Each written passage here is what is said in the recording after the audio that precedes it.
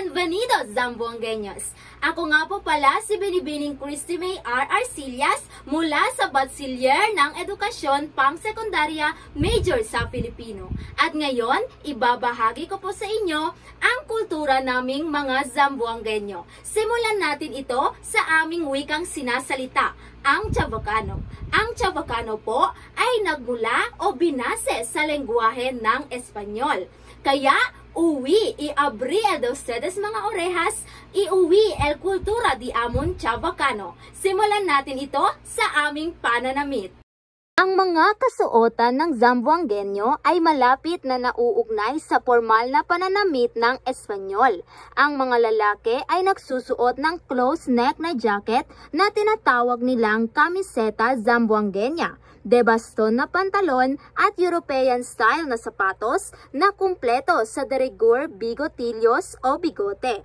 Inaangkin ng mga babaeng Zamboangueño ang pagmamay-ari ng maskota, isang formal na gown na may angkop na bodies. Ang kanyang mga balikat ay nababalutan ng marangyang burda, panuelo at nakatali sa dibdib ang isang brotse o medalya.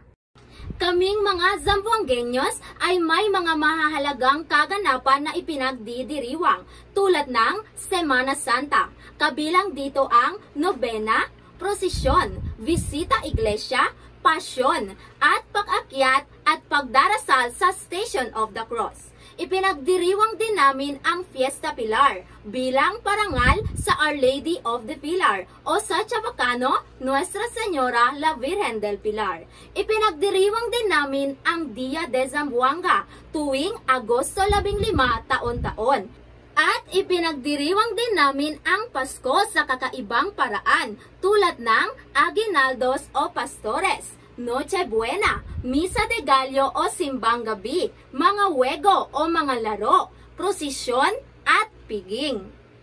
Kaming mga Chavacano po ay mayroon ding mga pamahiin at mga pinaniniwalaan tulad ng bawal sukatin ang damit pangkasal, baka raw hindi matuloy ang iyong kasal. Bawal makwalis sa loob ng bahay kapag may lamay dahil ang kaluluwa nito ay nasa paligid lang, baka maitaboy mo.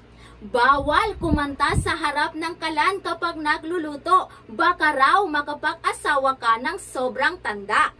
Bawal magwalis kapag gabi dahil maaari mo daw itaboy ang swerte.